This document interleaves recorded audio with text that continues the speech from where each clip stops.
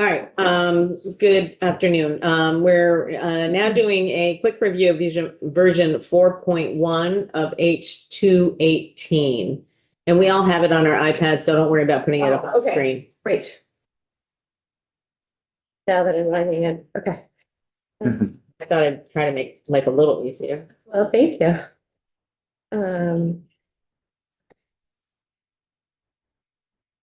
So Kate Flynn, Office of Legislative Counsel, we're looking at draft 4.1.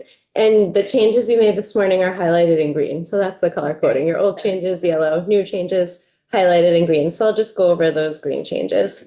The first is in section 1, subdivision 8, which is at the bottom of page 2. It reads 800,000 for distribution as follows.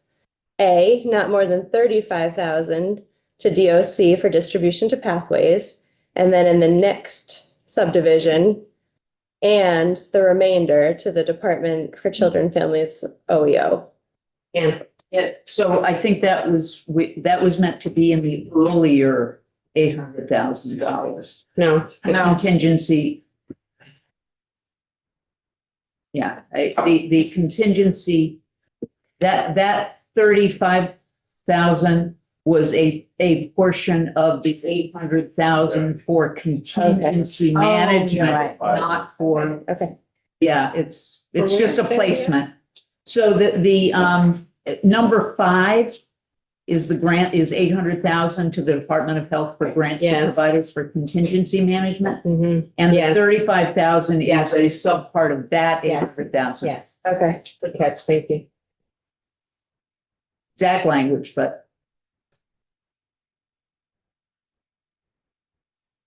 That entire A and B is moving up to 5. no, No, B is its own standalone as A, original. say, okay, thank you.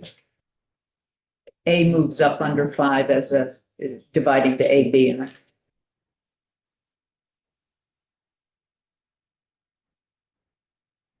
It's nice that we, they were both 800,000, Yes. so they just got up. It is, nice that we can talk about the Department of Corrections with the Commissioner of Corrections here. Yeah. We're giving you money, how's that? I That know, sounds good. yeah. I know. It's nice to see some old friends. Yeah. And so far, we're off to a good start. Okay. Okay, so, that language about Department of Corrections is going to move up to number 5. I got it. Maybe I should just share. Now I think you should. Yeah. Doing. Because I still want to be able to vote on the bill. Okay. So have a- No, I think I closed myself out of it. Oh, I do.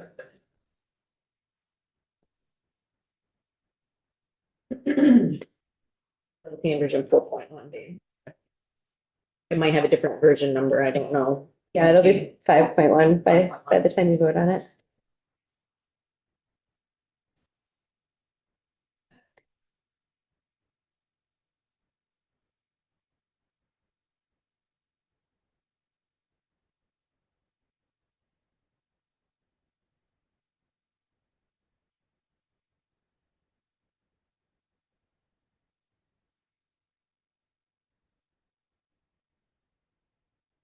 Okay. So you now have, in subdivision 5, 800,000 for distribution as follows, not more than 35,000 to DOC, and in subdivision B, the remainder to the Department of Health for the contingency management. And then this formatting is off. I will fix that later. Can you roll that back? Yeah. I want to make sure that Ann sees it. Right, sorry, I can't quite see it from here. Can you make it a little bit bigger? More- For distribution as follows. Oh, okay, 35,000 and then the remainder. Now I see it. Okay, thank you. Yeah. And then 8 is now standalone, Yeah. 800,000. Okay. Perfect. And then this was your language about the carry forward for the overdose prevention center. In the last sentence, you said any unmet need in fiscal year 2026 up to 550,000. Thank you. Mhm. And then this language has to do with the advisory committee coming back with its recommendations, what's contained in the recommendations. So you've added recommendations shall be informed by outcomes and measurements reported by previous grantees. That's it. My friend just said she can't see us. That's because I'm sharing a document. Oh, well, let her know. Important thing is she can see the document. Okay. She said it says it's on pause. Okay. Oh, I don't know. Should refresh me, Yeah, because I'm looking at it also and it's there. Oh, that's why. And it's up. yeah, so, Okay, refresh. Thank you. That's the only change that you made this morning. Yep, that's it for changes this morning. Okay. 5.1. do you have any other I questions? do, just on the last one, is this, does this satisfy you all? I just want to ask the question about, I guess, how the information is gathered to be, so that it's reported. That's a Am I making- stage thing. We. They just take, Well, that was. that was a report Yeah, we earlier. put in Yes. Earlier. It's in a So different do we need spot. to refer to it here or just, they'll just understand that? Well, it's in session law earlier, so you'd have to, Okay. you'll have to put it in with your appropriation every year. Okay. So there's nothing to cross-reference. Okay. Thank you.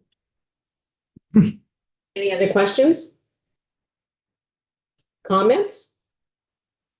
Okay, so we have a new, why don't you explain the procedure, Dan? Okay, so the first is we're gonna have to have a motion to accept the amendment to the bill as presented. So the first one is to approve the amendment, which are all the changes that we made.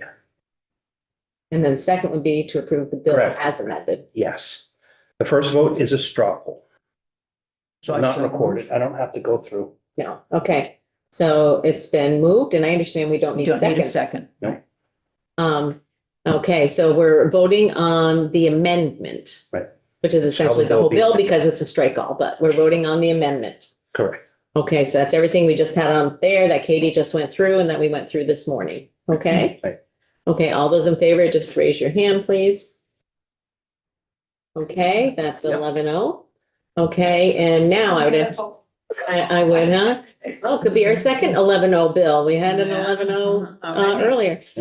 So then I would entertain a motion to approve the bill 218, Favorable. version 5.1, As amended. as amended, Favorable with amendment. favorable with amendment. So moved. Okay. Hmm. Moved by Ray, and we don't need seconds anymore. Nope. So, yeah. So clerk, she'll call the roll, please. Rep Bishop, Yes. Rep Cole, Yes. Rep Donahue, Yes. Rep Estes, Yes. Rep Garfano, Yes. Rep McGuire, Yes. Rep McGill, Yes. Rep Nielsen. No. Pardon me? No. Rep Noise, yes. Rep Steady, Yes. Rep Wood, Yes. 10-1-0. Okay. Thank you very much. And Representative McGuire will be reporting the bill when we get back. It will go to appropriations first, Rep McGuire, so they may ask you to come down and present the bill. Okay. Okay? Send you a clean copy. Thank you. You're welcome. Appreciate it a lot.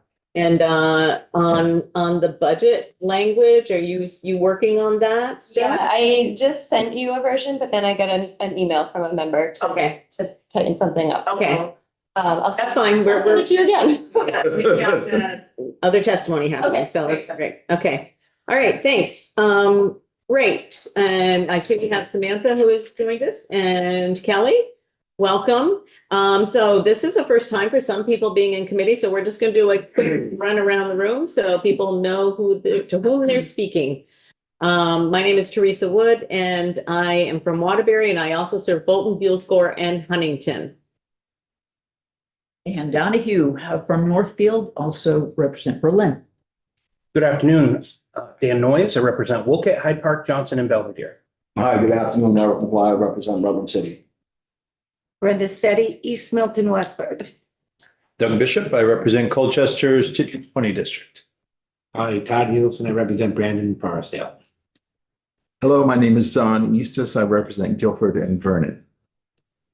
Hi, I'm Esme Cole of Hartford. Julie McGill, I represent Bridgeport, Middlebury, New Haven, and Ridge. And I'm Ray Garofano. I represent Essex and Essex Junction. And around the outside. Lori Morse, Committee Assistant. Nicole Stasio, Director of Policy for the Department of Mental Health. I stand GOC Policy Director. Brenda Siegel, Executive Director of Ed and Homelessness Vermont. Meg Post, Action Circles. Lee Lauper, I'm a citizen here in Montpelier. Brian Wright, the Commissioner of the Economic Services Division. I'm Nick Dillon, the Commissioner of Corrections. Kelly Summer, the Communications Director at the DOC. Amy Johnson, Vermont Confirms. Great. And the two folks on screen. Great, thank you. I'm Samantha Sweet and I'm the Deputy Commissioner at the Department of Mental Health, and my apologies for not being there with you. My house got struck with illness during the night. So I am here. Okay, thank you. Hi, everyone. Kelly Doherty, Deputy Commissioner at the Department of Health, and I too apologize. I was actually up in Lamoille County this morning for some Governor's Capital for a Day activities and realized I did not have my computer charger with me. And so I had to come home rather than head to the State House. So I apologize. That's all right. Thank you both for being here. So I just want to give just a tiny little bit of background while we're all gathered here this afternoon. We've taken hours and hours and hours of testimony on H91 and really counting last year and this year and the work of a task force over the summer on the issues surrounding temporary shelter for people who are homeless. And one of the things that we have heard over and over again from community providers, from shelter providers, from the Department for Children and Families is the variety of needs that people have. Substance use disorder, significant mental health issues, and actually a large majority of people with some significant mental health issues, older Vermonters and people with disabilities. We don't have Dale here, but we did ask them these questions when they were here.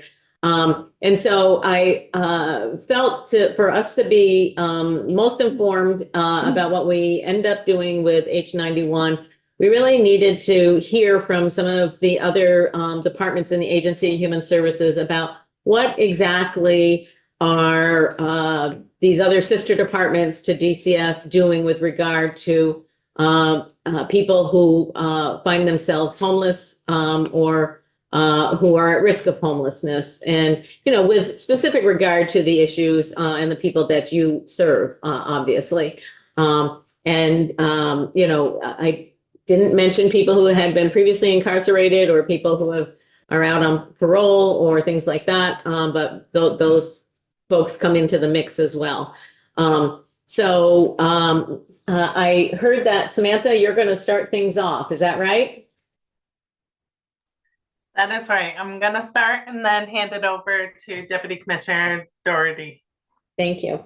Yep. So I'm going to share my screen. So just bear with me for 1 minute. I'm hoping you can see it. Not yet. Not yet, but. Oh, Not yet. let me make sure I push the right button.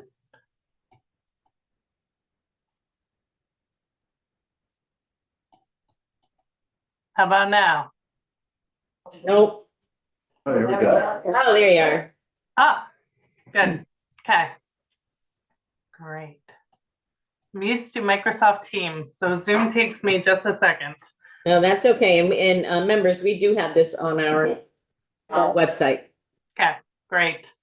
So we are not, Department of Mental Health is not usually in this committee. So I'm just going to start by sharing our mission and vision, just so you know where we are coming from with services that we render to Vermonters. And so I'll start with the mission, and that is that the Department of Mental Health is to promote and improve the health of Vermonters. The department resides under AHS, Agency of Human Services, and has the same critical mission, which is to improve the condition and well-being of Vermonters and protect those that cannot protect themselves. And then our vision at the Department of Mental Health is mental health will be a cornerstone of health of Vermont. People will live in caring communities with compassion for and a determination to respond effectively and respectfully to the mental health needs of all citizens. Vermonters will have access to effective prevention, early intervention, and mental health treatment and supports as needed to live, work, learn, and participate fully in their communities. So now I'll get into maybe.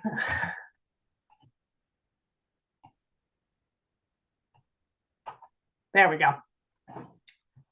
So I'm gonna give you an overview of all our housing supports that we have under the umbrella of Department of Mental Health. And so DMH provides housing support services through multiple programs, which I will go through today, and which provides mental health and case management services for individuals that are unhoused or experiencing housing instability, as well as some financial assistance. And I'll talk more about that in just a minute.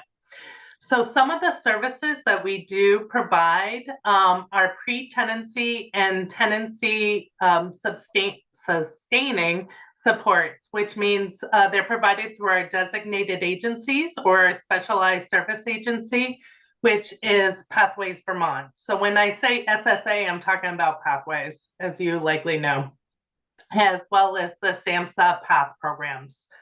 And I'll talk more about our PATH programs in just a moment. We do have some financial assistance under the DMH umbrella, and that's provided through CRT Housing Support Funds and the Subsidy Plus Care Voucher Program. And again, I'll talk about both of those as we go through my presentation. So under the supports, we really categorize it in two different ways. And we look at pre-tenancy supports, so someone before they become a tenant. And these are usually services under the umbrella of case management that you will see at a designated agency. So pre-tenancy supports help identify and assess any kind of barriers that someone may be facing as to why they can't find housing. Have they burned bridges? What has happened for them that they are in the pre-tenancy phase of renting? They may help someone if there's debt or their criminal background checks, or what is it that's keeping them unhoused.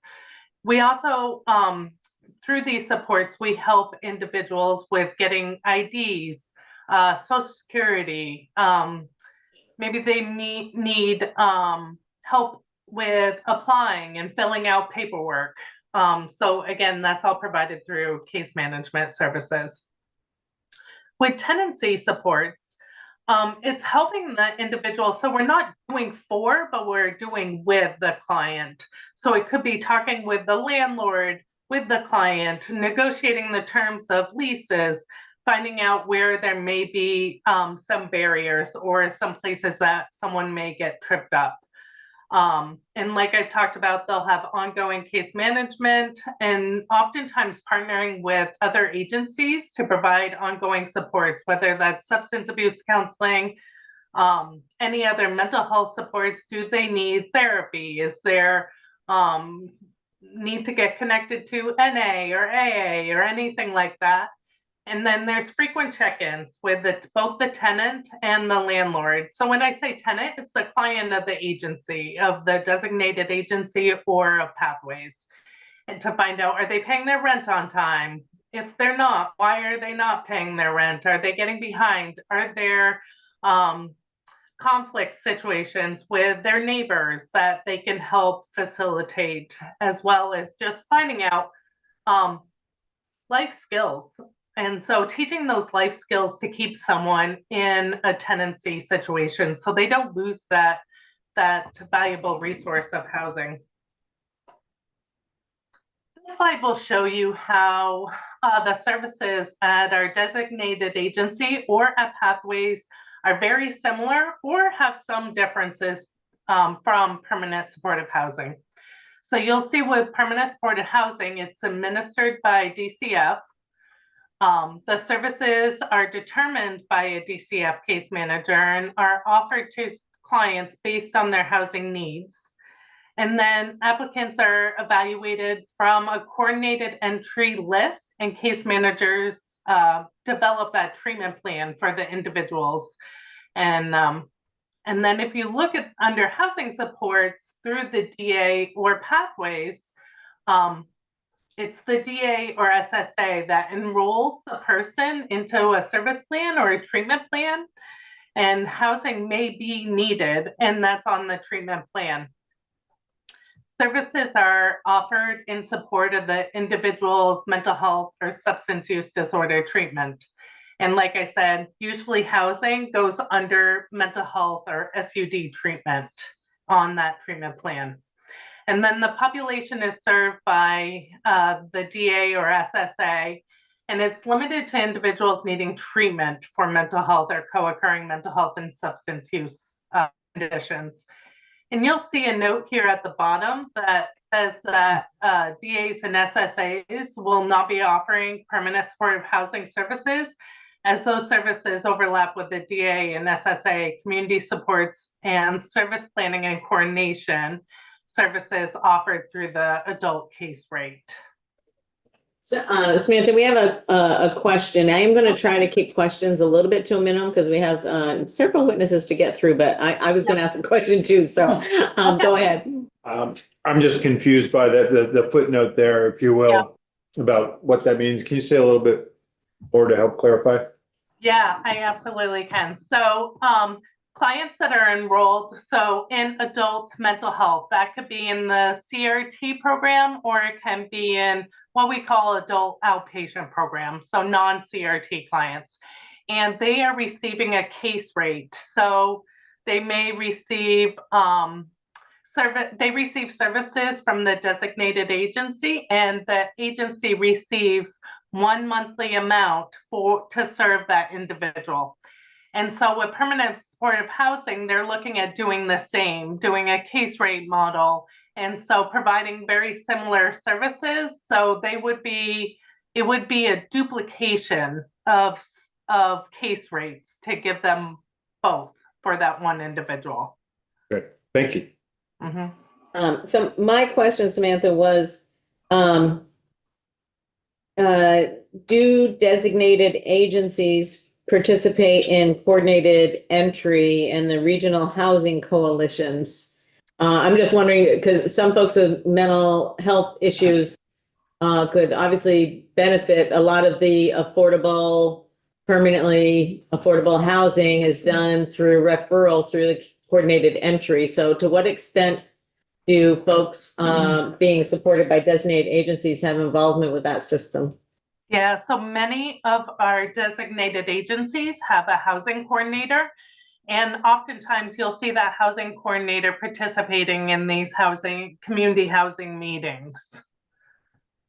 And what about the referral through coordinated entry? Say more about that. The referral coming from folks served through DCF essentially are coordinated entry is a HUD funded entry system or database and it's a case management but our housing providers for the most part take their referrals for permanent supportive housing from the from the coordinated entry list.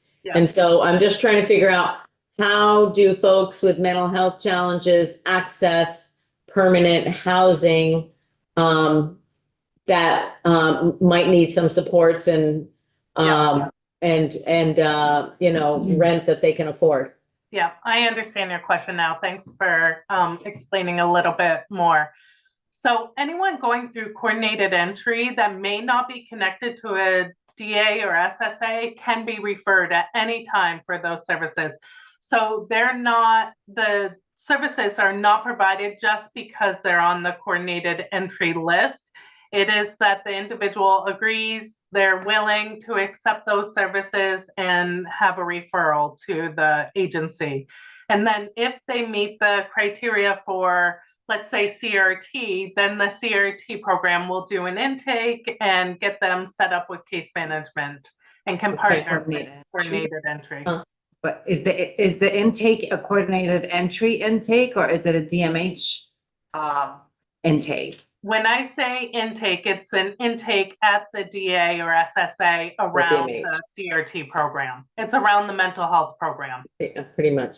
And then can you tell me, and I realize it's a little off from what you're talking about right now, but to what extent does the department require participation by designated agencies in the housing coalitions, and/or do they make visits to the various hotels that are being utilized for temporary shelter, or even to the shelters, our community-based shelters that are out there? We've heard a lot of testimony from shelter providers and from people, who have familiarity with the folks in the hotels, honestly saying they wish the designated agencies were more present in those areas and mental health supports. Yeah, and that is a tricky one. I will say what I have heard from our designated agencies is that they are providing services to those clients that they currently have relationships with. So they're providing the services to them. If they're an unknown client, they are there making themselves known. But again, these services are voluntary. So unless someone wants to receive mental health services, they're limited with how much they can provide and do at the DA and SSA. But maybe I'll answer some more of your questions as we're getting to PATH. Yeah, and I'm going to let you move along. Okay. Thank you. Yeah. So again, we're talking about community-based housing supports through our designated agencies. And again, it's likely through the case management that's provided. And so I've talked a little bit about the CRT population, and that is a population that serves the highest acute client that has a severe mental illness, and their functioning is affected due to their mental illness, and that's the CRT population. So case management is provided to that population and does include housing supports. And then clients with lower mental health needs that are not the CRT population, they will be referred to housing supports provided by other state agencies and community organizations. And then supports include pre-tenancy and tenancy supports, which I talked about earlier. We do have some financial supports around vouchers and housing support funds, which I'll talk about in a second, but not ongoing funding. We just don't have that kind of funding available. And then, like I have said, housing supports are provided dependent on someone's treatment plan and medical necessity. And then for Pathways, they are a housing first model. And so they also serve the CRT population, so the highest acute population in our communities. And they're also homeless by HUD definition. We've had testimony from Pathways, so. Okay. So yeah, I think we can move through this slide. Perfect. So these are the 8 counties, just so you know, that we contract with Pathways to provide housing first CRT services to. And then this is our PATH programs, which you may have heard about a little bit from another department. But SAMHSA provides funding for services for people with serious mental illness experiencing homelessness. PATH is crucial because in our communities, because they are serving the clients that do not want to seek services through a typical designated agency or SSA. And these services are very similar to what a DA and SSA can provide, in addition to some extra services like job training, educational services. And then once engaged, and the PATH provider can refer the person to affordable housing opportunities, and then long-term supportive services, which long-term supportive services are often at the DAs. And do those what'd you say, 6 contractors, do they cover the whole state? Is that statewide availability? That I don't know. That's a good question. I know Nicole's in the room. Nicole, do you know? I don't, but I can follow up. Okay. Yeah, okay, we'll get that for you. I'm not Okay. sure if they do provide. Yeah, and I think honestly, this is sort of the group of people that I was asking about. And I know that at least some of these folks, I'm not familiar with all of them, but I know at least some of these folks spend time reaching out to people in the places where they are, whether it's a hotel or a encampment or Yes. okay, thank you. Yes. Yeah. How much money is in that? I'm sorry, what's that? How much money? I don't think I have that either. We'll have to follow Okay. up on those two. Thank you, Nicole. Nicole's got it. Great, thank you. Thanks, Nicole. And so housing support funds, which I have mentioned a couple times, these funds are provided for housing subsidy to clients with high medical needs waiting for Section 8 or other subsidized housing. Priority is given to those that are paying 50% of their income to housing, or they're living in substandard housing, they're homeless or at risk of becoming homeless. And then these funds are controlled by our designated agency or by Pathways. They all have a bucket of money where they can provide funds for any kind of temporary rental assistance, security, deposits, ongoing subsidy while they're on a wait list for a subsidy themselves.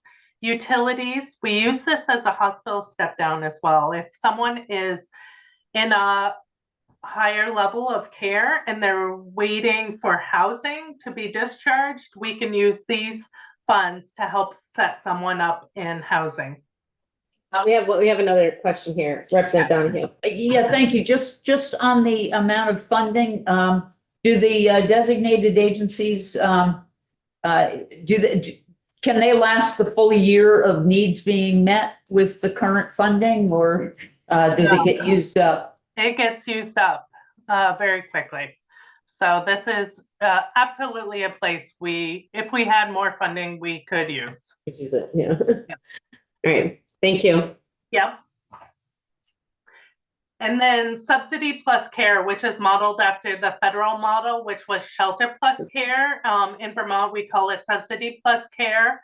And it started after Hurricane or Tropical Storm Irene. And these are housing vouchers through the Vermont State Housing Authority to individuals with high mental health needs who are ready to leave acute care settings like inpatient units or intensive residentials, and they're experiencing homelessness. And then the application goes to the DA or Pathways. They must have a treatment plan to find them eligible. And then DMH, they send that to DMH for an approval. And we really try to look at the reason why someone is unhoused, and so that we can keep track of why they are in an inpatient unit, why they're unhoused, so that data can help us in future. And then DMH determines individual eligibility. Vermont State Housing Authority administers the funds that are used to pay the rents to the landlord. And this slide will tell you where majority of our vouchers go to. We have 84 current active clients on a subsidy plus care voucher. We have 13 on the wait list. The wait list is due to lack of funds. And you can see Windham County has the most with around 22 individuals. One more question there. Yeah, if somebody is on the wait list, does that mean that they end up remaining in the acute setting longer, or does it mean they're still discharged, but they may be unsheltered? So they are, what we do is we try to step them down to a lower level of care. So not keeping anybody in an inpatient unit that does not need an inpatient unit. So that might mean they're stepping down to intensive residential, and then from the intensive residential could be stepping down to a crisis bed, or stepping down to a residential bed that's in their community if that's what's available. While waiting for the voucher. So we never try to keep anybody in a higher level of care than what is needed. Thank you. Yeah, and I think that is it for me. So I can turn it over to Deputy Commissioner. Unless there's any other questions. I think that's it. Thank you very much. We appreciate it. Yeah, I will be here. So if you have any questions after Kelly, let me know. Thank you, Sam. Okay. Hi, everyone. I just sent a request to be able to share. Let me see if it's working now. Yep, there we go.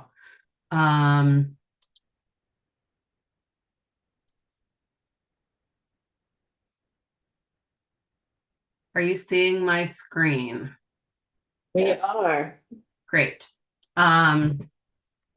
So I'm just going to talk about, I'm sorry.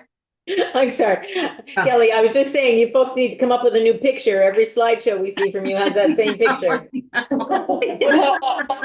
It's a nice one, yes. I'll get our comms team on that. I'm just going to talk about some of the initiatives from the Department of Health that either directly related to housing or are designed to support people who are unhoused or at risk of being unhoused. And of course, my slides are not advancing. Hold on. There we go. So these are all things that are already happening now. And the first one is outreach workers. So in the first iteration of the opioid settlement funds, we funded outreach workers at the Department of Health's preferred providers. So those are our treatment providers for substance use disorder. We also have outreach workers at syringe service programs in the state. And the role of these outreach workers is to really go out into places where people who could benefit from substance use treatment may be either getting services or maybe congregating. So you can see at the last bullet, the outreach location. So these folks are going to shelters, they're going to food shelves and free meal sites, they're going to encampments and transit centers and social service agencies. They are going to the hotels, motels, other places where unhoused people congregate. In fiscal year 24, there were over 1,100 contacts made from these outreach workers. We don't have complete data for FY25 to date, but what we do have, there's been nearly 500 contacts made by these outreach workers. And the goal is really to make sure people understand that treatment is available, how they can access treatment, and also if somebody's not ready to access treatment, how they can access harm reduction services so that they can stay safe, prevent overdose, etc.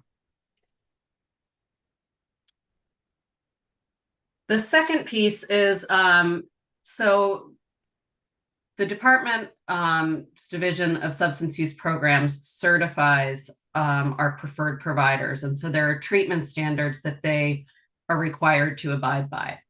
And in those treatment standards, there are provisions that state that they need to assist people with housing. So all of the preferred providers are required to provide case management services. And in the treatment standards, there's a list of things that need to be included in that. And one required component is securing housing. Secondly, our certified intensive outpatient treatment programs, per the treatment standards, they must have a direct affiliation with or close coordination through direct referral to supportive housing services. This isn't to say that everyone who is offered such services chooses to take advantage of them, but the providers are required to offer them. Yeah, I mean, I think that we understand and respect the fact that people have the right to refuse services if they want to, you know, I guess unless they're under the custody of the Commissioner of Corrections, but Right. Otherwise, in the rest of the Human Services Agency, yeah. So in 2023, so we expanded services at our hubs, and just to remind folks, hubs are the opiate treatment programs where people can access methadone for opioid use disorder. So in 2023, the legislature appropriated funding to expand services in the hubs and the spokes. And that work is continuing. And actually the hubs have all expanded their services to include mental health care, as well as some components of physical health care. And so it enhances the quality of care for people who are receiving services through the hubs. And the hubs are a pretty intensive treatment environment, and especially when you're early on in your opioid use disorder treatment, you're visiting the hub often daily, which is a lot to ask of folks. So by expanding these services, we feel that these are services that people may not be accessing at other places. So by shoring up, maybe stabilizing their mental health and addressing certain physical health issues that maybe otherwise wouldn't be addressed, it may improve their health to the extent that it may prevent them from falling into homelessness, or it may remove some barriers from accessing housing. So I realize that's a little bit of a stretch, but these are very vulnerable folks. And so kind of trying to wrap around them a little bit more to ensure that they have better health outcomes and that all of the things that they're experiencing are being addressed. Thank you. I just have a quick question. To what extent do the preferred providers do outreach in hotels or shelters? They do. That was my first slide. That was what you said. Okay. Yeah, Right. Sorry. Yep. No, I was that's okay. distracted. No, that's okay. The outreach workers are at our preferred provider locations. Okay. All right. We distribute what we call harm reduction packs. So these are basically little packages that include naloxone, fentanyl test strips, rescue breathing mouth barriers, and educational information on how to access treatment, how to access harm reduction services. And so these are distributed throughout the state at various locations, including the hotels and motels. So again, this is getting not only potentially life-saving supplies, but also information on how to access services. So you can see the list of places where these harm reduction packs are being distributed. Recovery housing. This is the area where we have the most direct connection to housing at the health department. So recovery residences are basically just sober living environments that support folks transition from active use to recovery to independent living. So typically these are single family homes, shared by roommates, have maybe a house manager, and everyone living under that roof commits to abstinence from illicit substances. So residents are connected to recovery and treatment services in the community. They can stay, the typical stay is like 6 months to a year. It allows people to become stable in their recovery, work on their employment, other things that they need to stabilize before they're ready to live on their own. So the health department currently funds 12 certified recovery residences that have a total of 104 beds. There's one that's opening imminently that will add another 8 beds. But there is more recovery housing needed in the state. And I'm going to talk a little bit more about recovery housing when we move to the next phase of the presentation, which is looking at our proposed continuum proposal to address some of the gaps that we see. So I'll talk a little bit more about that then. Okay, thank you. Our recovery centers, as you know, we have 12 recovery centers across the state, and they focus on the 4 dimensions of recovery, which is health, home, purpose, and community. So when somebody is receiving services at a recovery center, if they are having issues either retaining or accessing housing, staff will work with them to help identify solutions or housing supports or shelter options if needed. And then VT HelpLink. So this is our sort of one-stop shop for folks looking for resources related to substance use and mental health. It was launched in March of 2020. And it was launched as a result of, we were hearing from people either who were looking for resources for themselves or for their loved ones for substance use treatment. They didn't even know who to call or where to go other than to just start Googling. So this was set up in March of 2020, and it is a website, a call center. You can text to it, you can web chat. And it's now 24/7, 365 days a year. We just a couple of months ago expanded it to be 24/7. And the call center component is staffed by certified screening and information specialists who are supervised by master's level clinicians. And so regardless of whether you're looking for recovery services, whether you're looking for harm reduction, or whether you're looking to go to substance use treatment, they can help connect you directly to a provider where you can get an assessment to determine what the best course of treatment is for you. And we're very excited that it has gone 24/7. So those are the things that are happening currently. If I may, I'd like to talk about things that we are proposing to add to the portfolio of supports for around substance use, mental health, and some of them are related to housing. So we're very familiar with your FY26 budget proposals. Okay. So I would encourage other people who are in the room who maybe are not as familiar with those to take a look at our website and take a look at Deputy Commissioner Dougherty's presentation, but I don't think that we need to go through it from a testimony perspective. Okay. Thank you very much, though, for kind of like summarizing them all in that spot. It's helpful. Sure. Yep. Thank you. Pardon me? The path follow-ups, we are ready. Oh, sure. Go ahead. Great, thanks. Thanks, Nicole.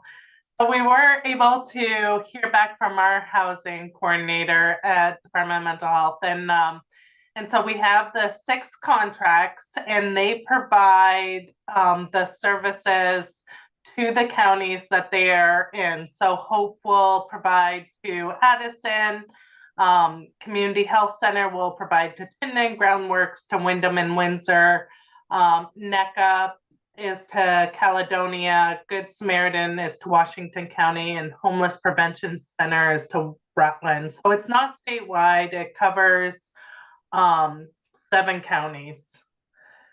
And it's a total funding of $456,867,000. Thank you very much for that quick follow-up. Yes. The phone a friend works, right? Yeah. Okay, who's next? Is that Commissioner Demo?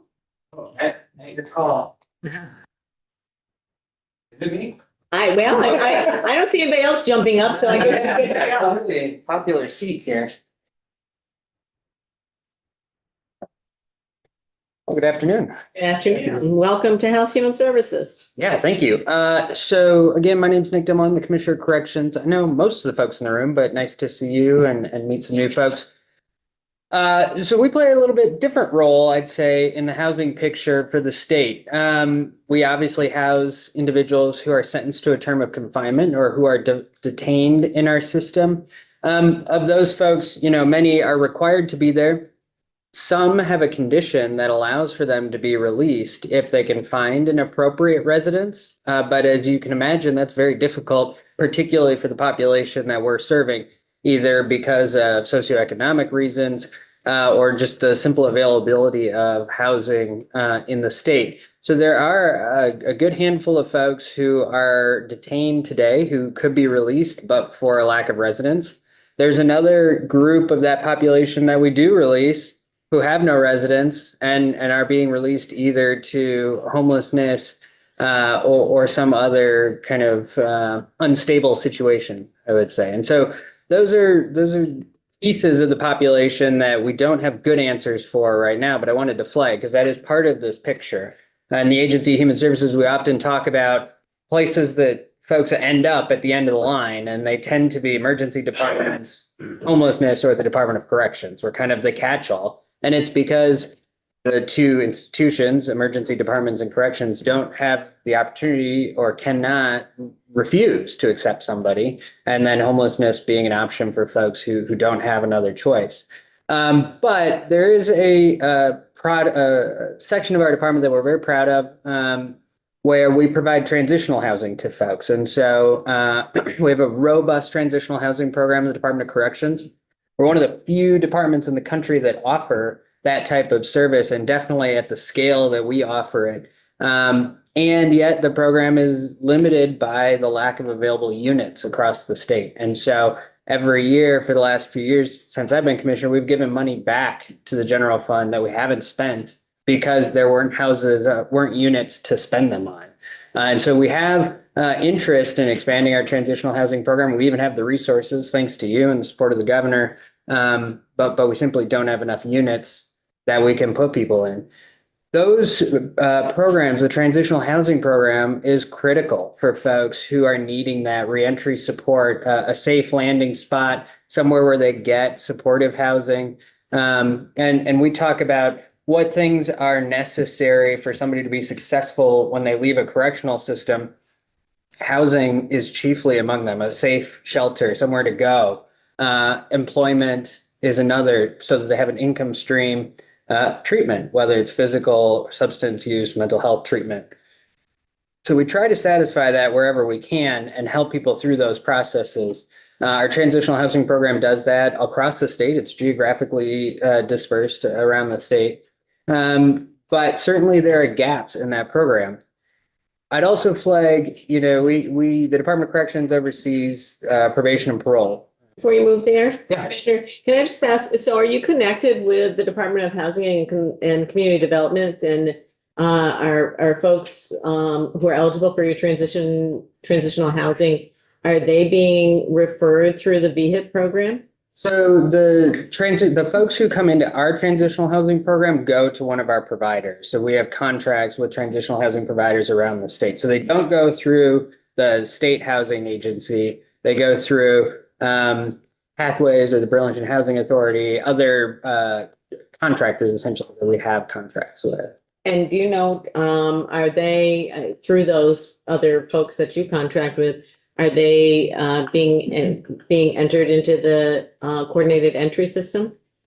That I don't know. That's something we can follow up with you on. Yeah, I'm just we're trying to kind of like solve an overall problem, and that's sort of the inconsistency of different approaches. I shouldn't say inconsistency, but we have somewhat of a system that the housing folks actually use. And so if people are not in that housing system or in that coordinated entry system, then they're not getting as equal access to some of the housing that opens up and becomes available to people who are, supported by the Agency of Human Services. And so, one of our goals is to make sure as many people as possible are actually in that coordinated entry system, and as many units within the Agency of Human Services are accessing that data and contributing to that data. And so I get that you have contracts with different, entities. That doesn't mean that they couldn't be in contact with, Certainly. there's a lot of units being created by BHIP right now. And sometimes I realize it takes a little bit of extra effort to get somebody who has a correctional background to get into housing. It may well be that program is being leveraged. I'm not familiar with it, but we certainly can follow up. We have a housing team that works in the central office, but then much of the housing work done around the state is done through probation parole. And they're well connected with the services that are available in their jurisdiction, usually by county. So it may be happening at that level too. So that's something we can follow up and confirm for you. All right, that'd be great. Thank you. Yeah. So while we talk about probation parole, that's kind of the last bucket I wanted to flag for you, and then certainly happy to answer any questions that you have. It's really a primary task of many probation parole officers around the state to help people find housing. We know that is a predicate to their success. And so we have reentry probation officers who meet with folks as they're starting to leave our facilities and get residences set up. And then we also supervise folks who enter into the hotel motel program as a place to live. And so we have regular contact with. That's not a program, by the way. Sorry, what would you like me to call it? I'm just trying to dispel the rumor that that's a program right now, and it is unfortunate people are being discharged to a hotel. That's essentially they're being discharged from homelessness. Maybe you could speak to maybe the discharge planning aspects of the DOC and probation parole and how that all connects, because it seems like obviously housing would be an important piece of that. Yeah, housing is an important piece. Not everybody is required to have an approved residence. So many folks do leave our system and can kind of choose where they want to live. Some folks do have a requirement, and that's usually related to the crime type that they were incarcerated for, or concerns for victim safety, or just general community safety concerns. But the way it works is essentially somebody is incarcerated in the state and they're assigned a caseworker. And the caseworker is essentially somebody who helps plan for their reentry. It helps them connect with services inside the facilities also, but ultimately with the goal of helping folks go back into the community. With them while they're incarcerated to kind of start getting things in a row. About 6 months before somebody releases, that reentry planning really supercharged. And that's when we start talking about residences and connecting folks with services on the outside versus the stuff they can do inside. Also, during that time period, we connect them with a reentry probation parole officer from the community that they're entering to. So they may be incarcerated in Newport, but reentering back to Rutland. And so they would work with the Rutland Probation Parole Office and start bridging those services and get them connected.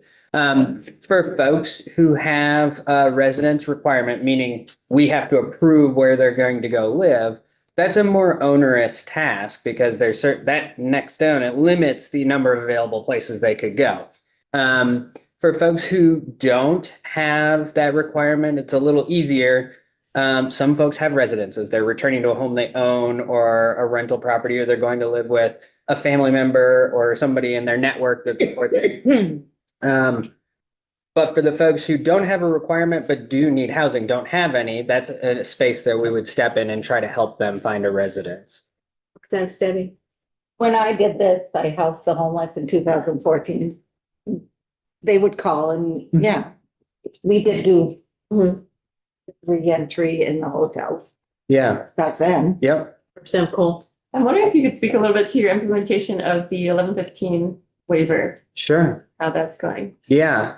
So I don't know how familiar everybody is. I'll give you the really quick and dirty. The 1115 waiver is an expansion of eligibility for Medicaid for individuals who are incarcerated. So under the federal law, incarcerated individuals are currently excluded from access to Medicare or Medicaid. This law allows the state to give eligibility or get somebody eligible for Medicaid 90 days prior to release. And so that will take effect in our correctional system in January of 26. The primary reason that it's taking that long is DEVA, the Medicaid agency, needed to redesign its IT infrastructure to support that. And so that work's going on kind of concurrently as we design our work.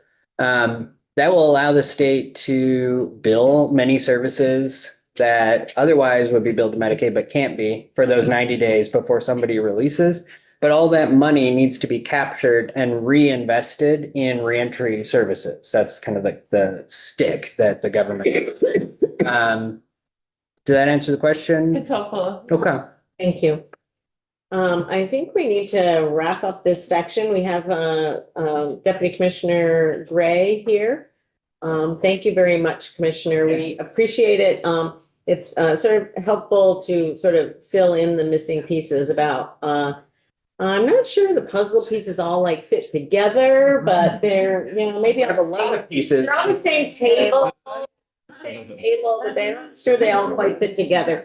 So thank you for being Yeah, here. thank you And, very much. you're welcome anytime. Miranda.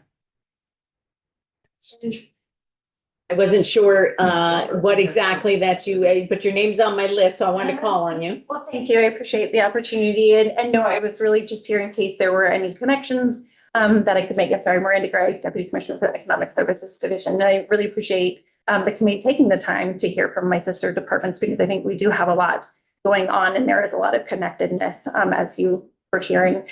So thank you for your time today. I appreciate it.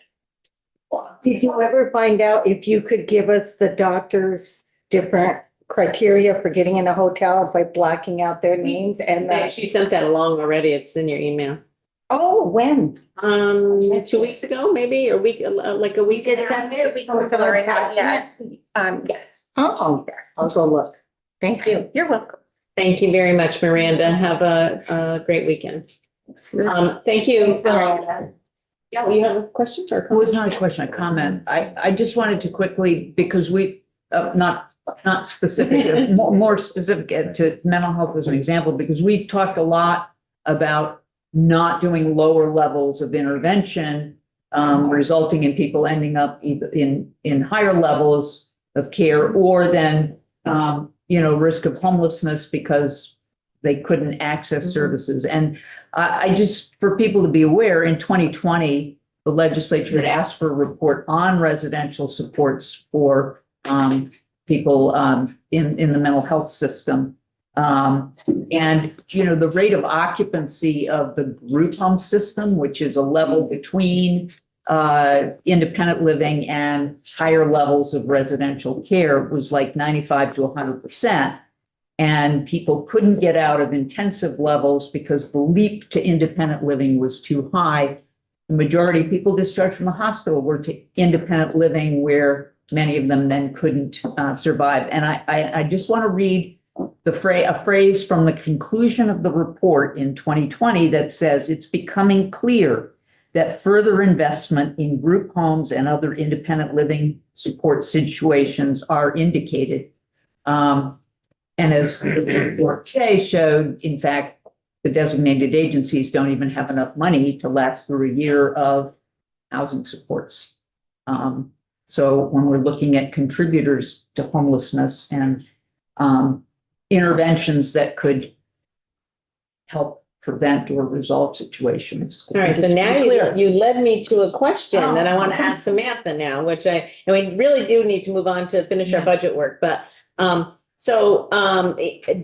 developmental disabilities, there's a developmental disabilities housing initiative that initiative is being led by family members, but supported by Dale. And they actually have gotten some, I guess what I would call specially prioritized funding through VHCB. And when I think about what Representative Donahue just said, I haven't heard of any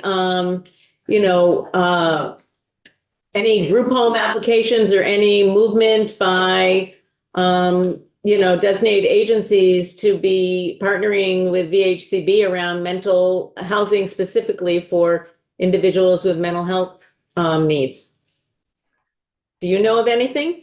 I have not, excuse me, I have not either. And that would be something I'd need to look into because I'm not familiar with that group. So, Yeah. Vermont Vermont Housing and Conservation Board is what it is. Yeah. Yeah, Okay. yeah. I was gonna Yeah. say, you're probably familiar with Yeah, that. I am familiar with it.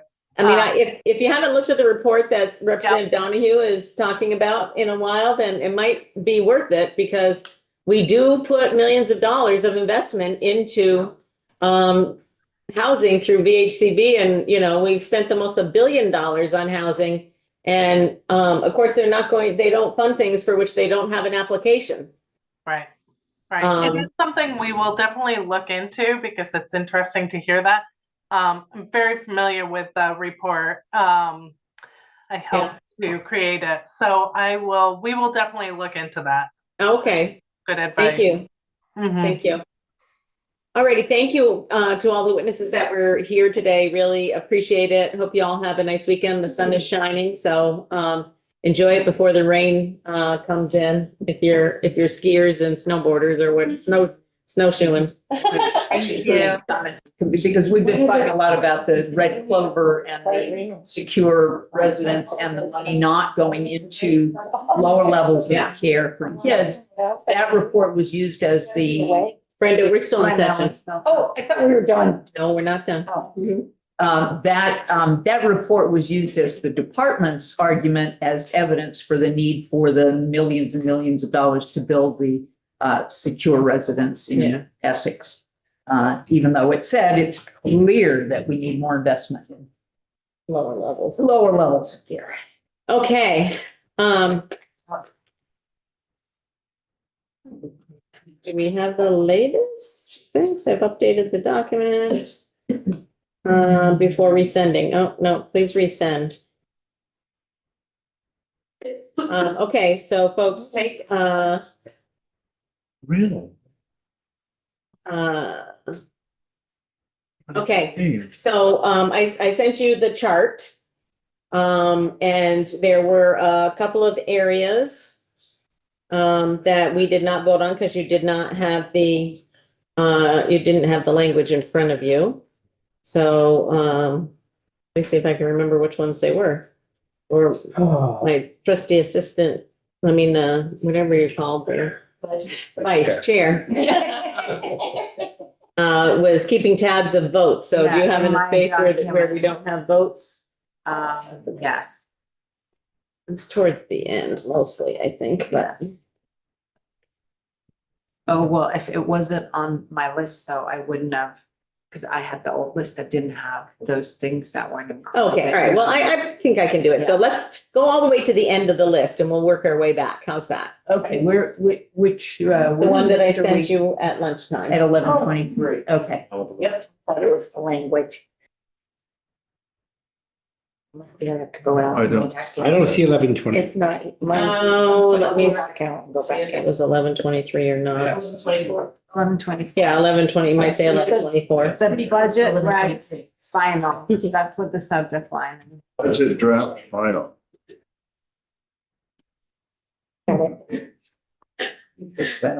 Sticky note.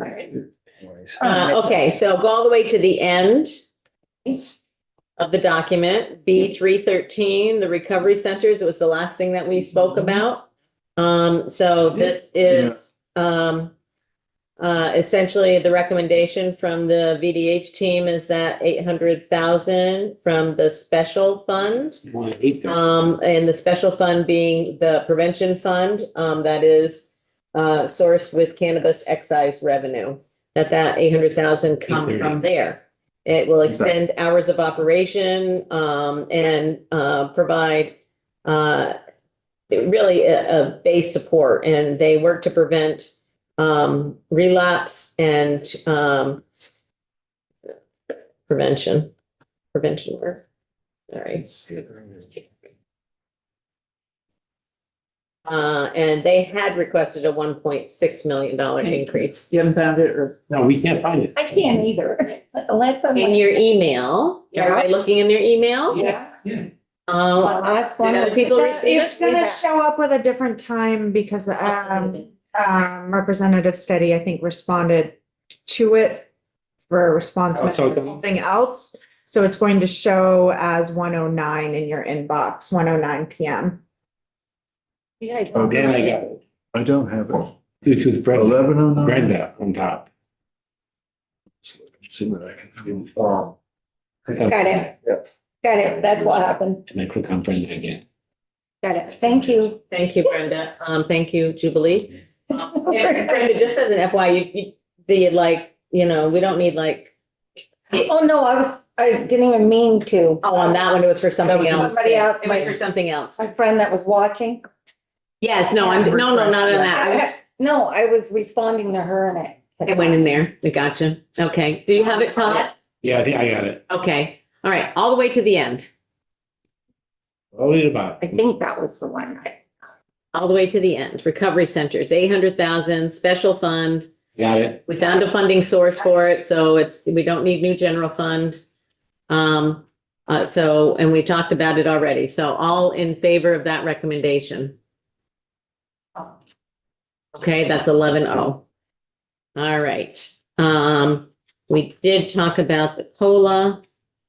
Recovery campus after concur. Adult day services, we're going up.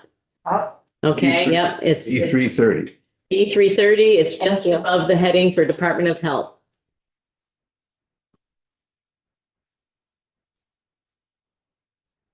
Everybody got it? Oh, Just above the heading for the Department of Health. You I just don't have, have a heading. I don't have micro word on here. I gotta go have it put on. you do have it on there. If that's a It's up state on issue, your screen. She's pressing. if that's a state issue. No, I have it on the bottom of my screen, but it won't let me, see?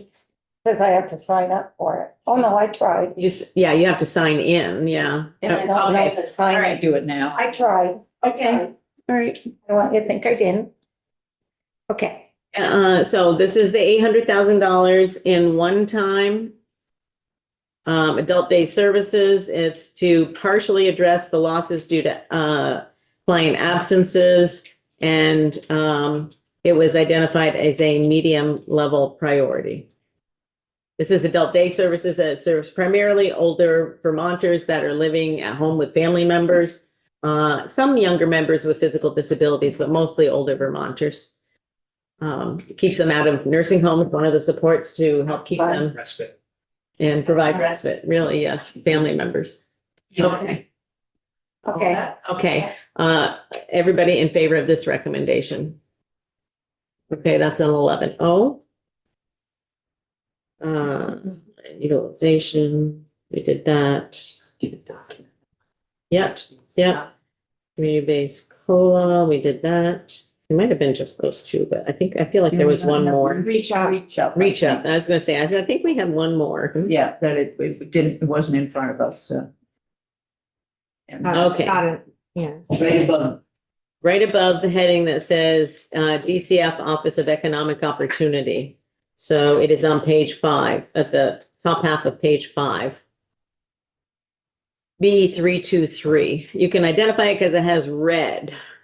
oh, wait, I got it. reduction, that's not the, Yeah, it is. Trust me, we're getting to it. Yeah, we don't have them to figure in, read it at 1 second. But yeah, 536251. We have it. It's in there. Okay, looking at the wrong No, I might have put that in after. Yeah. Was that after I sent that? Oh, Yeah. I did. Okay.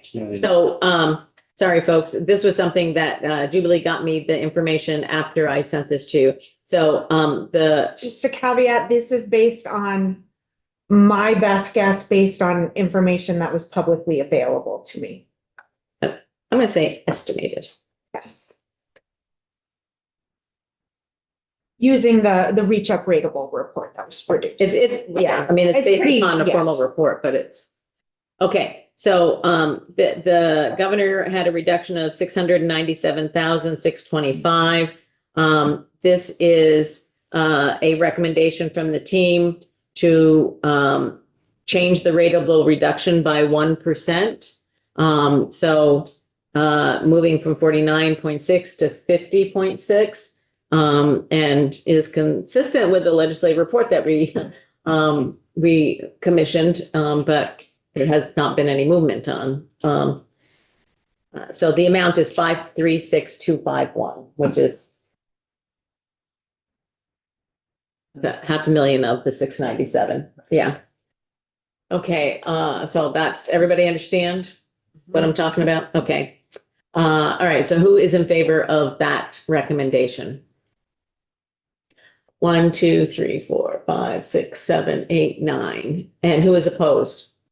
2. Okay. I think that was it. There were 3 of them. Okay, now let us move to language, because I'm sensing that we should be voting on the whole package, not just. Well, and there were some parts of language we didn't vote on at all. No, Yeah, I just yeah. mean language and Yes. the chart. Agreed. Yeah. Okay. So I'm just seeing if Katie sent the language. Our language came in at 12:32. Well, It's we have on another the- one at 2:05.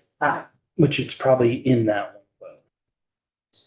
Did she send it to you, Lori? I asked her to send it Get one. after 2. No. And what? Yes. Just a second.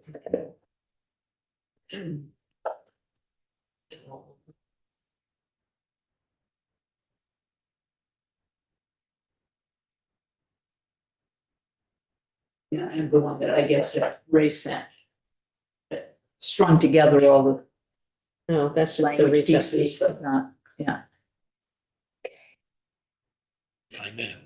Haven't found it yet. Okay. No, it's I'm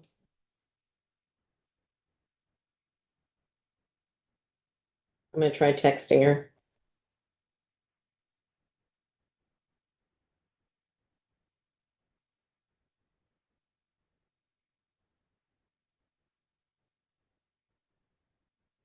I don't have time to take a break.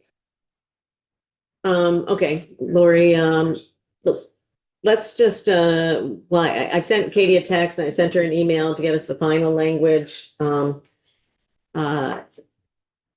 Let's just talk a little bit about what we're gonna be doing when we get back, okay? While we have a moment, and then, after we get through this, then, the committee, your committee's done, you're free to go.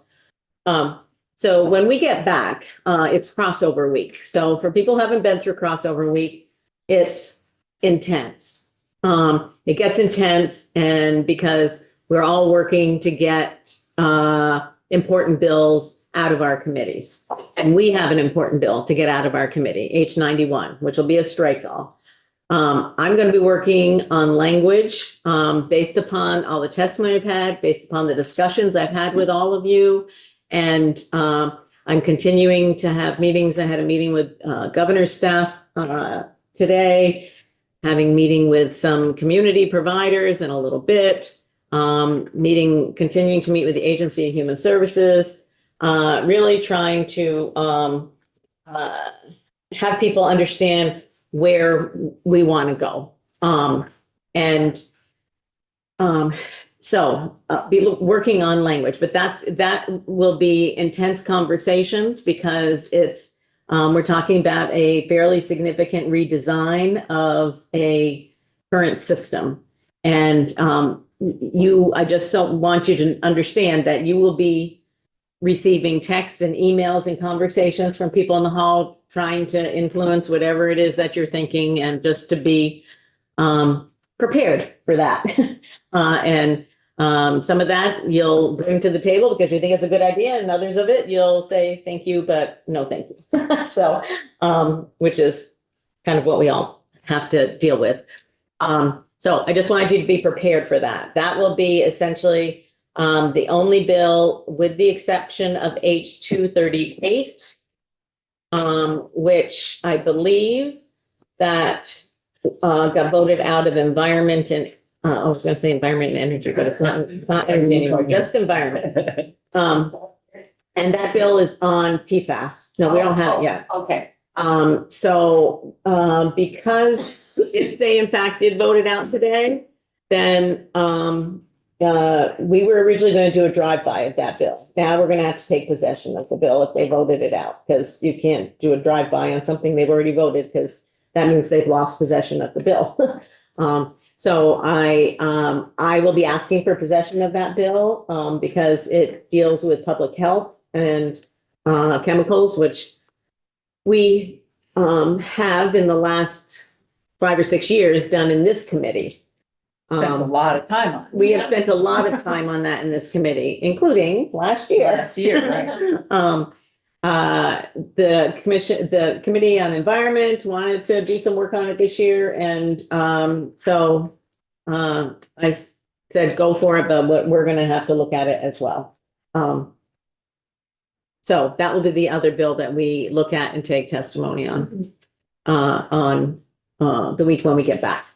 Other than that, and you should also be prepared for starting early and potentially ending late. Because we'll be starting with floor times at 1 p.m. instead of 3 p.m. And that's going to reduce the amount of time we have in committee by a couple of hours. Those couple of hours are going to be really important. So we may need to gain one at the beginning and or end of the day. So I just want people to be prepared, okay? And, you know, I know there's stuff going on in people's lives and whatever. Just let me know and Lori know if you're not going to be able to be here. That's fine. I mean, it's not, but I mean, you know what I mean. We need to have a quorum to work on this. And then, as we just said, 218, Representative McGuire will be presenting that down in appropriations. Next, the week we'll get back, and then they will likely act on that very quickly and to move it to the floor. So we probably will be voting on 218 on the floor next when we get back. Yes, thank you. Okay, we have language. See? I know, that worked out. Is this, It is going to be posted on our website. The language is going to be posted on our website. this is a document with all All the language. the line. All the language.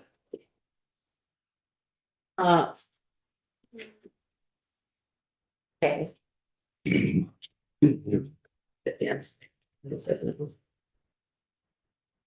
No, it's going to eventually be there. All right. Okay.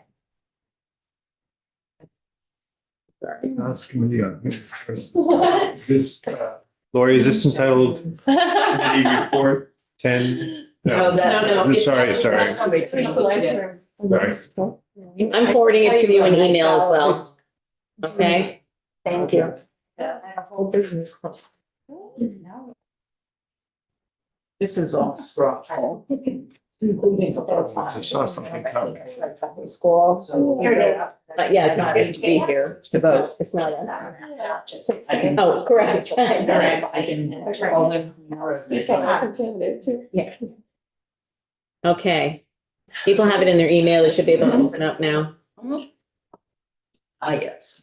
That little part you see at the beginning is actually going to go in a cover memo. It's not going to go in. I the- just wanted it in there. Yeah, So you yeah, have it all so in people will know. Language, Yeah. yeah. Okay.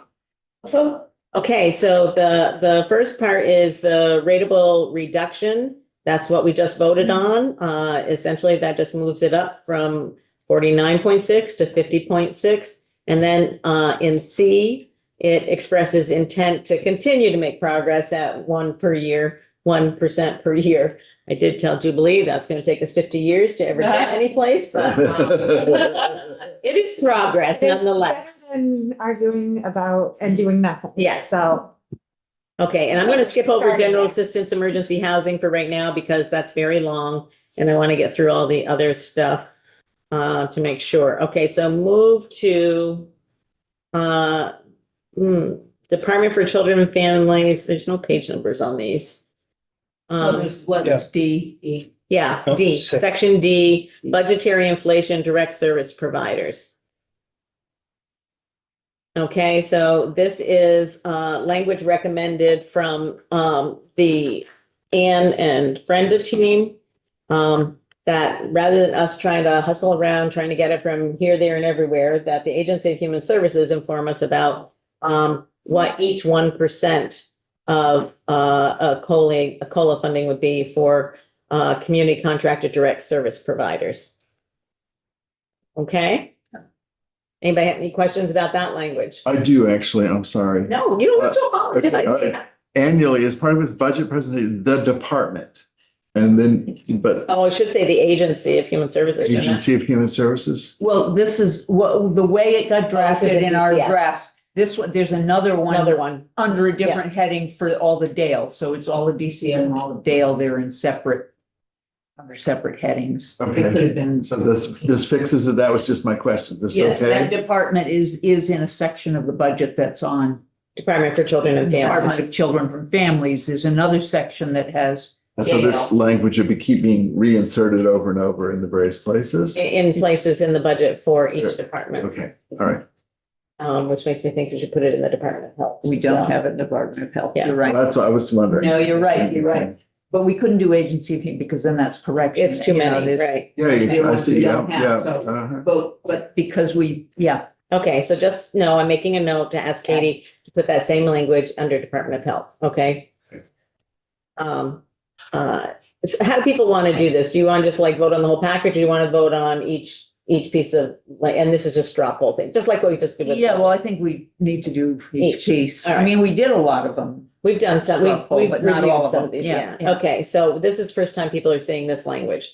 Am I People, trying to keep track? no, Okay. yeah, keep track of language. Okay, so, people who, in favor of, section D about, the Department for Children and Families giving us information about what the cost, it doesn't guarantee any funding. It's just saying, tell us what it would cost to give 1% COLA for community-based providers. And then it would be up to us to make a decision about whether to do anything with that.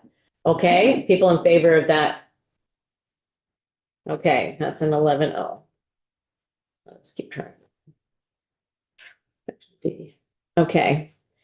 Supervised visitation programs. Again, this is from the Anne and Brenda team. We funded for one time supervised visitation out of the CHINS money that's in judiciary. And this says, okay, DCF and judiciary, you need to work on a plan to actually address this issue. You can't just kind of like not address it.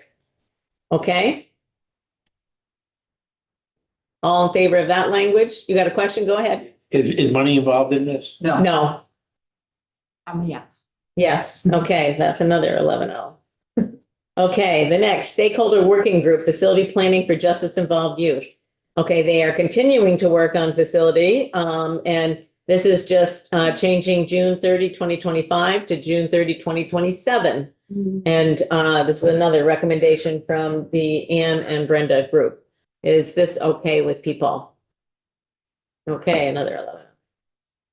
Okay, DCF mentor program.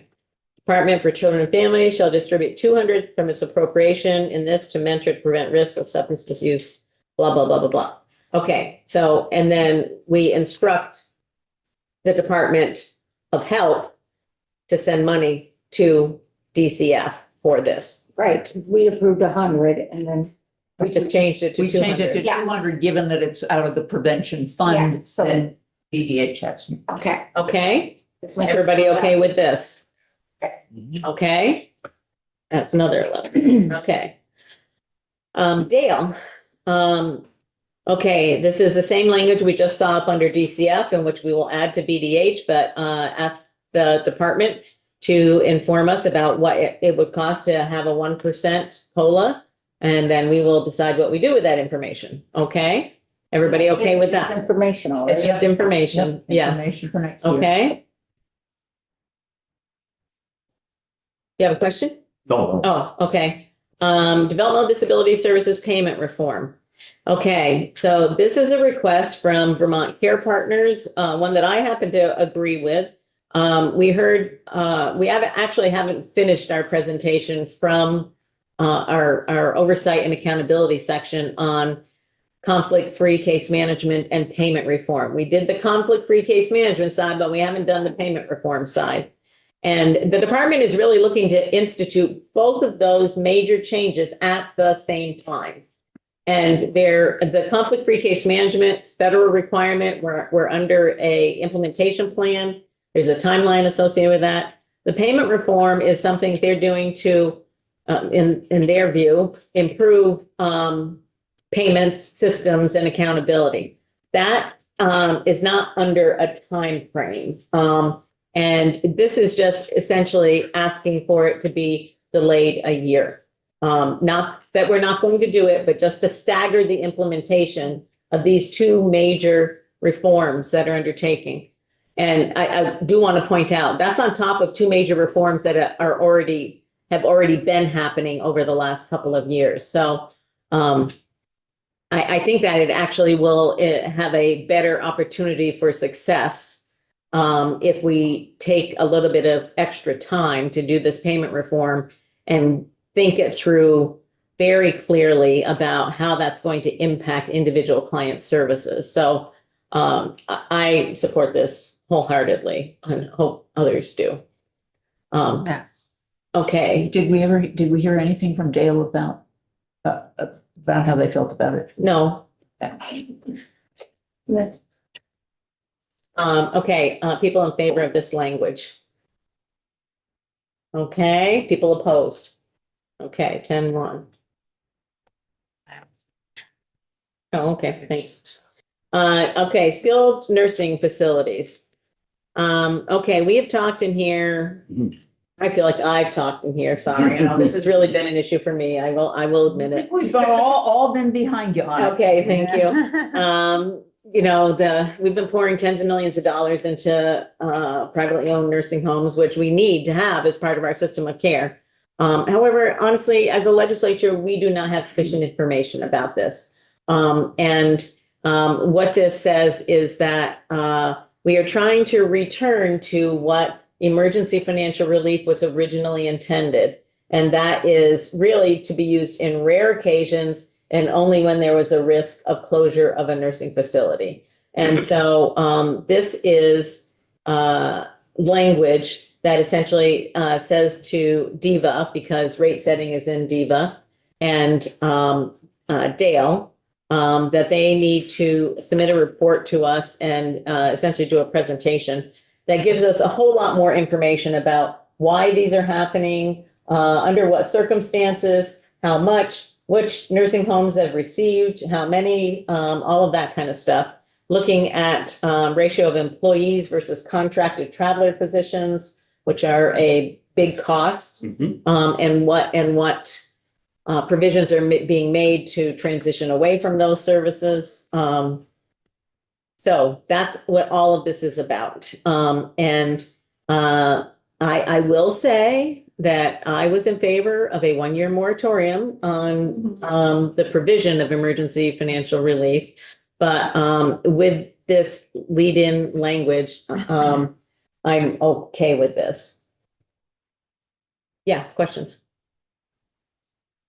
And it's not in our purview in this spot to, and because they're private entities, to talk about our House of Seniors and including them. About what? So I know we had, because we're giving them so much state funding without really regulation. Oh, no, there's lots of regulation. Well, yeah, I mean, but we've been in conflict before a little bit about the criteria for letting in folks who are previously houseless and seniors. Oh, yeah. In this, yeah. So I'm just curious about why there wasn't language in this particular part. Because it's just, we just can't. Honestly, because we're trying to, well, first off, Their yeah. criteria, not ours. That's more of a, honestly, I don't know how to put it on tape when I'm in public speaking. I mean, there is a lot of complexity to around CMS regulations and discrimination regulations and all sorts of stuff. I think it needs to be tackled, but it is a big issue. I don't think it's anything we could do. Yeah, tackled in a different way. Yeah. Is it a part of H91? No. But I've had conversations with Dale. I think we need to just kind of keep up the pressure with Dale, honestly. And part of it is with the area agencies on aging now as well, because they do all of the case management for people in choices for care. So it's thinking about, okay, how are you getting into a hotel or a shelter where people have, you know, are you going and visiting those people and actually, you know, taking them to a potential home, you know, that could better meet their needs and things like that. And so, you know, we're not going to leave that lie. Yeah, we'll follow up on it. Talk with you Yeah. about it a little bit offline. So this addresses, yeah, I'm sorry, Zon, you had a question too. I brought it up the other day. I'm just concerned about section D, that it's 2 questions, and I'm afraid we'll get confusing information if we don't separate them out. People, you know, my experience is people choose to answer 1 question, not 2 questions. D says why it was sought and why it was awarded. Those seem to me to be 2 different issues. Yeah, that makes sense. Well, since we have to ask for a change. Yeah. Add the Department of Health one, yeah. So I'm happy to leave it. I'm sorry, I'm missing where it is. I'm not. It's Right the down the bottom bottom. page. At the bottom. Oh, right at the bottom. Yeah, Okay. D, Will you make a note of that? Yeah, okay, thank you. reason it was sought and then And separate, separate. reason it was awarded. Okay, and then there would be a renumbered. Yep. Or just E, yeah. You have a perplexed look. Oh, no, I had included that and it did not get caught. Separating it out? Yeah. Oh, okay. Brought it up before. Okay, Yeah, because when you did bring it up, I was like, yep, that makes sense. okay, who is in favor of including this language in the budget? Okay, that's universal. Department of Health, AIDS, HIV funding. So this is perpetual language that's in the budget every single year. It instructs them. It's kind of language we have to have in here. And it also instructs them about how much money to give to which organization. And so this really is not changeable language. So everybody okay with that? Okay, great.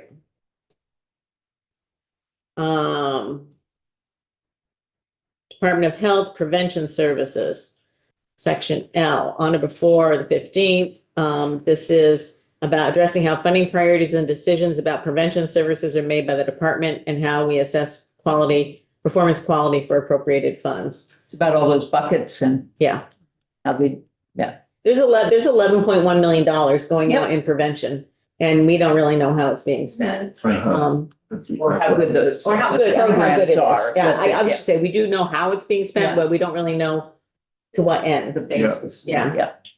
Okay, sorry, now let's Was move. this last one? That was the last one. That was, oh, yeah. So these are 11-0. Yeah, is that 11-0 on Department of Health? Okay, yeah. Okay, let's go back now to Department for Children and Families. Okay, so what, this needs a little bit of background. It's where it starts, Section B, General Assistance Emergency Housing. So y'all know we're working on H91, which is to replace this. But in this intervening year, we need a transition year that can keep things as stable as possible, okay? So we're proposing very, very little change other than one thing, which I will point out in a moment. But so a lot of the language is just the same language that's in the current budget. So that to the extent housing's available and within funds appropriated, that, you know, households, this same eligibility. So everything 1, 2, 3, 4, 5, 6, 7, 8. Okay, those are all the same eligibility. Correct me if I'm wrong, Jubilee, but we didn't make any changes there, right? Yeah. Okay, that's all the same eligibility as what's there in 2025. And the department has asked us to keep this as similar as possible. And recipients have asked that this, you know, this program has been up and down and through many changes. And so it would be helpful, I think, to the extent that we are able to keep it as constant as possible, given that we are looking at some pretty significant changes for the following year that we will put forth in H91. Okay, so what is different is B. 8B. It's not 8B, it's just B. Okay, thank you. Yep. It's B, it's halfway down the page.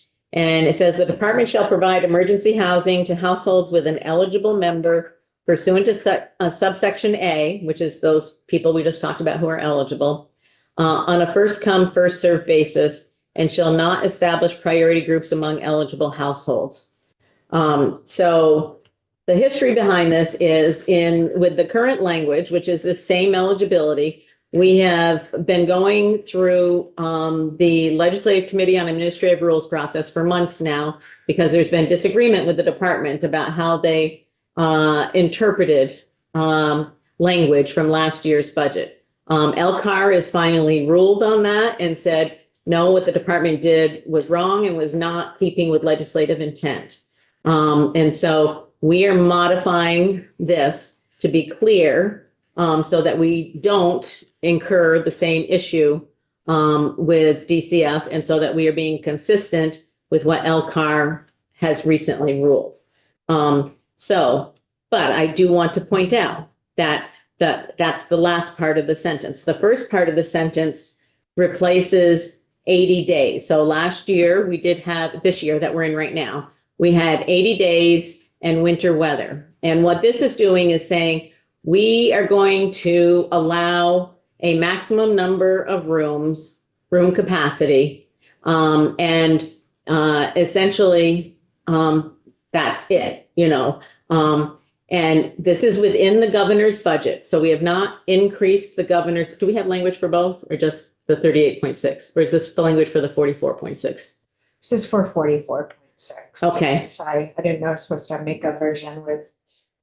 Well, because our recommend was for the 44. Yeah. Okay. Yeah. Sorry. Gotcha. Okay. So the recommendation that we put in our budget, other side of things, was for the 44 million. And that 44 million is what we're spending this year in FY25. That's what's in the budget for FY25. And so that would produce a maximum of 1,437 rooms. And this says that it would essentially come to people on a first come, first served basis. And we did hear from witnesses that the trauma that's caused by going in and out and being exited and then being able to come back in and then being exited again, it's a judgment call, frankly. I mean, I'm just going to put it out there. This is not going to serve everybody who is homeless, and by quite a long shot. And but it is within what we can approve within a budget, and it will make things simpler. In that there's not this sort of continual reapplication process. They will still have to go through the regular application that they do now. They will still, we didn't change anything with regard to verifying income or any, that all is still part of the process. So I just wanted to be clear about what was changing, that 80 days, we're moving to, this recommendation is to move to a capacity for the system, and to not track number of days for 1,400 households. Yeah. To me, this is so concerning. See, when I worked there, we didn't have a cap. And what happens is there's so many families that need housing, so many couldn't get it. So then you got your cap so that you could continually house people. So now with this again, you're going to be back where you were in 2014. I just wanted to throw it out there. So you're going to have people that can't utilize emergency housing because the rooms are all going to be full. Yeah, I hear what you're saying, Brenda. And that's sort of this is a little bit of Sophie's choice kind of thing. Do you know what I mean? Because on one hand, what we'd be doing is unhousing one household to house another. And it creates more of a what I call a vicious cycle, but yeah, I mean, it's a judgment call. And it puts DCF in a really bad situation because I don't know how to explain it, because this is the way it was in 2000, like we're going backwards. DCF needs some kind of I don't know how to explain it because this is the way it was done in 10 years ago, 11 years ago. Okay, just thought I'd throw it out there that we're going to end up back in the mess we were back then again. Well, didn't you just say that they didn't have a Right, maximum so then rent? they made the max because it was a problem. I see. Now we're going back 10 years or 11 years. So Well, I guess like you said, it's trying to live within a certain budget amount, right? Yeah, well, and making a choice well, about. no, it's about the people, taking care of the people, Oh, but of course. whatever. Yeah. Whatever. Yeah, no, I do hear what you're saying. I just know that you're gonna end up with a lot of people, whatever. Just, It's a hard one. It's a hard one. yeah, yeah. It wasn't fixed 10 years ago. It wasn't fixed 5 years ago. It's a I hard hope one. we're gonna make major change in H91. Not without a cap, but No, that this is Okay. only for a transition year. I know, but Okay. I just yeah. worry about the So people. I'm not going to go into detail, but I continue, as I did last year, to think that the underlying problem that we could have made changes, challenging it might have been, would be to narrow who's defined as eligible and not have caps for people who are the highest risk, but thereby not be still turning away people who are potentially among the very most vulnerable. So I continue to not support that approach, and I don't support this language. Mhm. Okay. Any other thoughts about that particular part of it? I want to make sure that we get through all the language. Yeah, go ahead, Doug. In the context of It's this, not ideal, by the way. I mean, I think everybody recognizes there's nothing ideal about this. Yeah. I believe, and forgive me if I'm thinking about another document, but is there language later that we'll see about whether someone can or can't be exited from the program? This way. I mean, I thought there were other, if for behaviors or other things. You're not going to see that here. Okay. That is in the rules. Those are in the rules. This is just setting the sort of general parameters of the program. And there are rules implementing this program. And we're not making changes to the rules. That's not up to make changes to the rules. Yeah. The department, you'll see as we move through this, it gives the department authority to promulgate emergency rules to implement this. Again, this is one phase. I can guarantee you that this section of language will change as it moves through the process. There is absolutely no way that this language will stay the way it is. Where does this go from here? It goes from here down to the Appropriations Committee. Okay, thanks. You're welcome. Well, it actually goes to the floor and then it goes, no, it doesn't. This is just our language. Sorry. This is just a proposal, not a bill, right? Yeah. Yeah, it's, I'm looking at legislative language. That's what I got confused about. Okay, the definition of alternative housing placement has not changed. Eligible household. Okay, so this is something that has changed. And again, this is in relationship to an LCAR ruling on the administrative rules. Did you find the word that was inserted? All.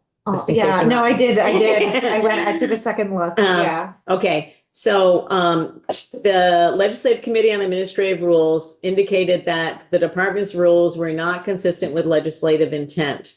And so Leg Council believed that if we did not insert something that was consistent with the LCAR ruling, that would then leave the department in a conflicted place. If we were silent on it, then they would be wondering what they're supposed to do. So it was a recommendation from Legislative Council that we put something in that was going to be consistent with LCAR's recent ruling on on this. So, and as you recall, I had suggested that we take this out before I realized it was something that was in response to LCAR. I didn't know that.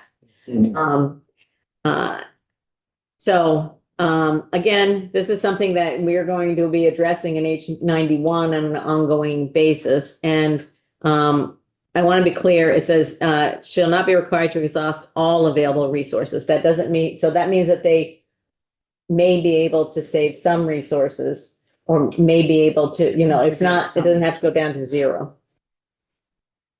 And then emergency housing, again, these catastrophic and non-catastrophic, that was replaced last year, the year that we're in now, but the department has not changed its website, and so we are asking them to change their website. That second sentence was added.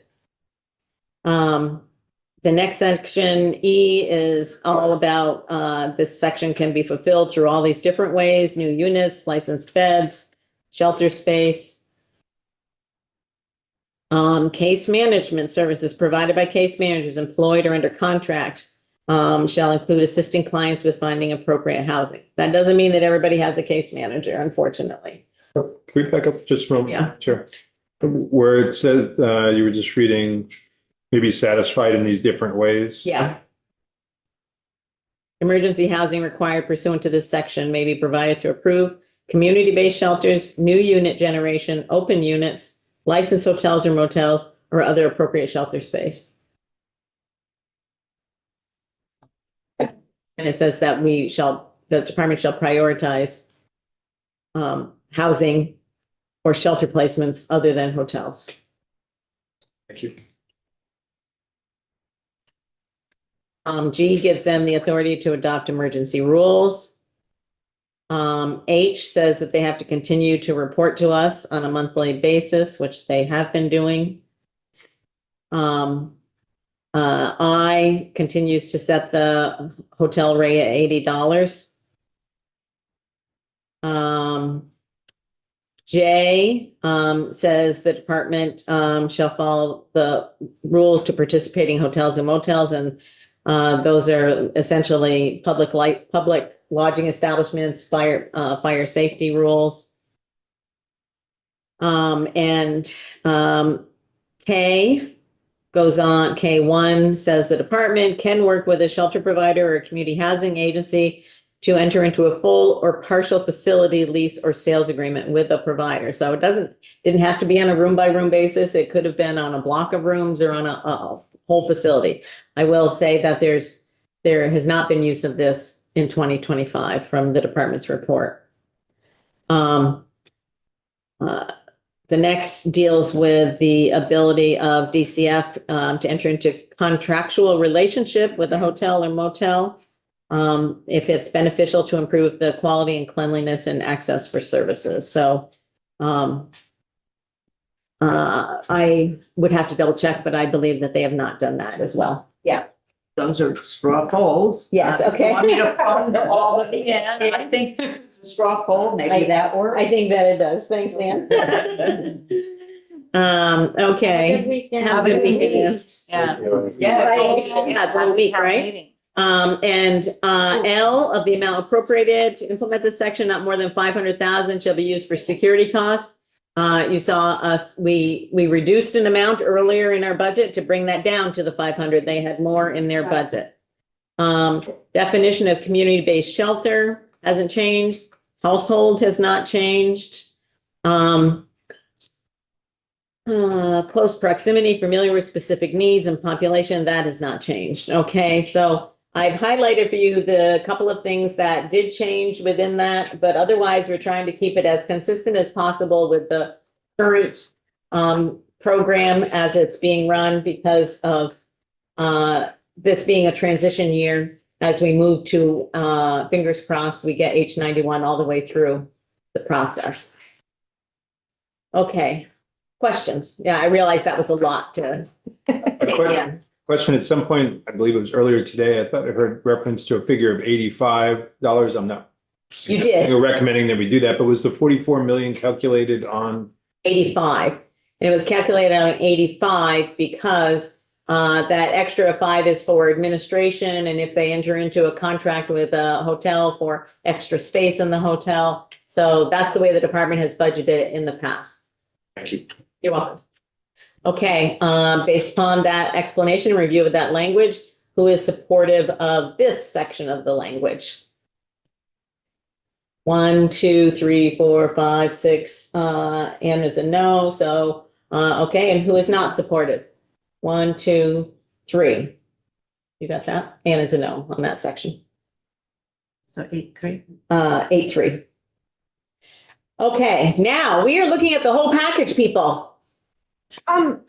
There was one piece of language we missed in there. What? You skipped C. Oops, I'm in the wrong. What? Right, if you go down to the bottom. All the way to the end?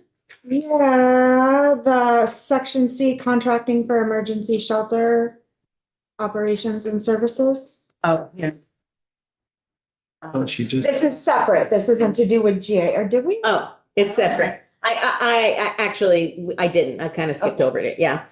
So what this is to, we've had some issues with the contract that was entered into by DCF for a pretty high amount with an outside firm out of state to operate the 2 family shelters that they put together. And so this is language that says that they need to prioritize contracts with organizations that are in close proximity to the community.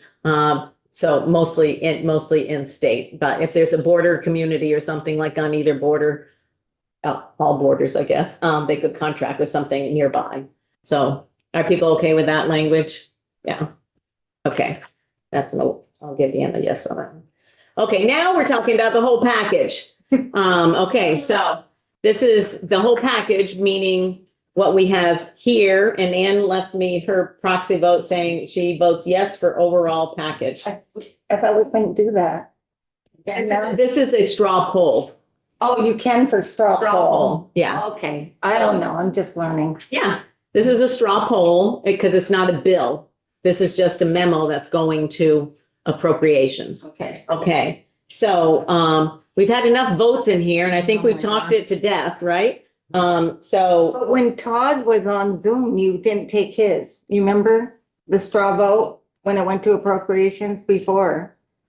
Remember you put him as 1, but not in the vote. Do you remember when you were? What, was that yesterday? No, way back when you were sick. Whatever. Okay. on a straw, It went to appropriations. What did we do? It was. H13, he wasn't here for H13. And that wasn't H13. It was when we first came. Okay, well, we don't need to rehash it, but. Well, I missed the meeting and he was on Zoom. So I On didn't. straw polls, you can do straw can? polls on Okay. Zoom. The House Rules Committee has confirmed that. You can do straw polls. And you have 3 days from which to participate remotely and to vote. Okay. You can participate remotely at other times, but if you're going to have a vote, 3 times. It's not just 3 votes, it's 3 days. It's 3 days. Many votes that happen. Yes, as many votes that happen on that day, you can participate in committee.